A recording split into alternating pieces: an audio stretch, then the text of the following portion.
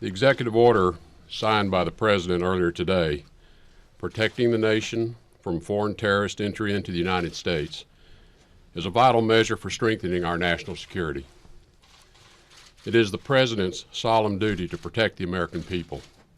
And with this order, President Trump is exercising his rightful authority to keep our people safe.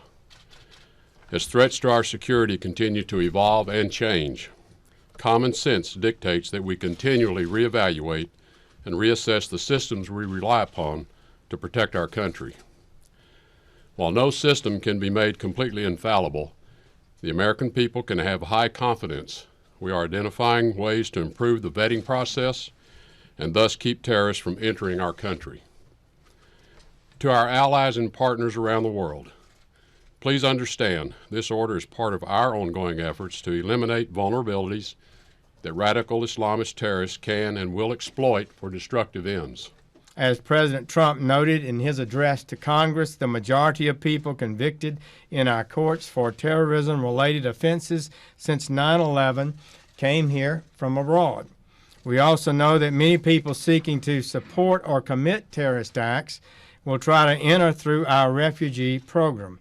In fact, today more than 300 people, according to the FBI, who came here as refugees are under an FBI investigation today for potential terrorism-related activities. Like every nation, the United States has a right to control who enters our country and to keep out those who would do us harm. This executive order seeks to protect the American people as well as lawful immigrants by putting in place an enhanced screening and vetting process for visitors from 6 countries. 3 of these nations are state sponsors of terrorism.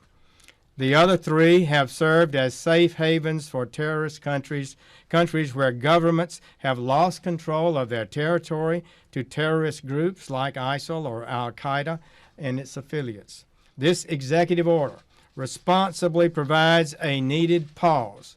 We can carefully review how we scrutinize people coming here from these countries of concern. Terrorism is clearly a danger for America and our people. The President gets briefings on these dangers and emerging threats on a regular basis. The federal investigative agencies, the intelligence community, the Department of State, the Department of Homeland Security, and the United States military report to the President.